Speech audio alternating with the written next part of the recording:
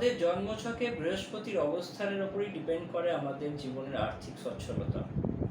যার হরস্কোপে বৃহস্পতি যত ভালো, তার আর্থিক সচ্ছলতা জীবনে তত বেশি। যার খারাপ বা পীড়িত, তাকে অনেক আর্থিক কষ্টের মুখোমুখি হতে হয়। এই ভিডিওটা তাদের জন্য যারা অনেক অর্থ খরচ করে বৃহস্পতির প্রতিকার করতে পারেন না, রত্ন ধারণ করতে পারেন না, বা বৃহস্পতি কবচ বানাতে পারেন না। তারা কি করবেন না, 21 দিন হলুদ গুঁড়ো, তাতে অল্প একটু কেশর মিক্সড করে কপালে এবং নাভিতে ঠেকাবেন। 21 দিন স্নানের জলে একটু হলুদ গুঁড়ো মিশিয়ে বৃহস্পতিবার দিন স্নান করবেন।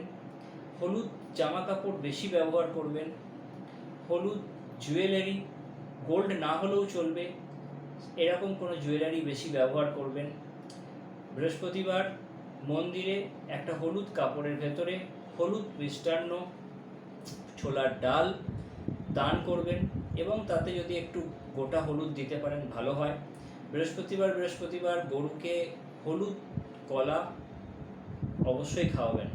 এবং আরেকটা জিনিস, সেটা হচ্ছে ঘরে কোনো রকম দেব মূর্তি, মানে কোনো দেবতার মূর্তি, স্ট্যাচু কিছু রাখবেন না।